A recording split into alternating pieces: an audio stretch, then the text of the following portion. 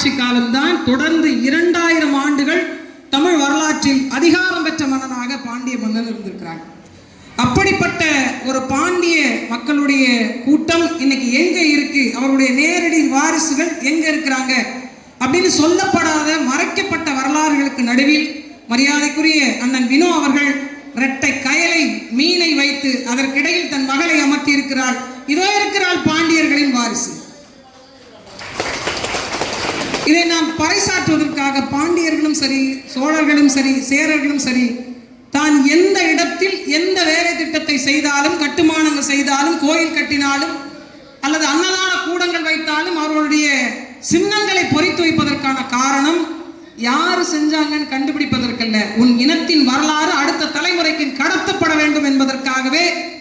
அப்படி ஒரு திறனாய்ந்து வாழ்ந்த கூட்டத்தின் பிள்ளைகள் தான் இன்னைக்கு அரசியல் அதிகாரப்பற்று, அதிகார பங்கேற்பற்று, நமக்கான பிரச்சனையை யார் நமக்காக பேசுவார்கள் என்ற கேள்வியோடு நின்று கொண்டிருக்கிறோம். இன்றைய தினமான இந்த கூட்டம் என்பது பிள்ளையை வாழ்த்துகின்ற கூட்டம் மட்டுமல்ல, வரலாற்றை அவளுக்கு சொல்லித் தருகின்ற கூட்டமாகவே அமர்ந்திருக்கிறது. எனக்கு முன்னால் பேசின ஐயா சொன்னது மாதிரி சென்னை முதல் நீரோடி வரை இருக்கக்கூடிய கடலோர சொந்தங்களை ஒரு குடையின் கீழ் இணைக்க முடியும் என்பதற்கான ஆக பெரும் உதாரணமாகத்தான் இந்த நிகழ்வை நாம் பார்க்க முடியுது.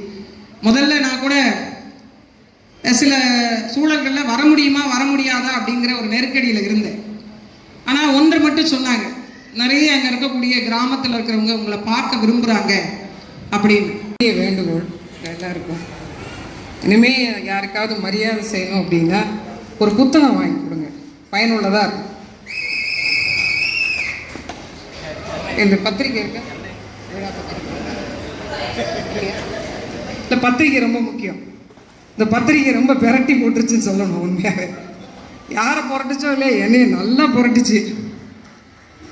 அதாவது எனக்கு முன்னால் நிறைய பெரியோர்கள் பேசி அமர்ந்திருக்கிறாங்க, எனக்கு பின்னால் நிறைய பெரியோர்கள் பேச இருக்கிறாங்க.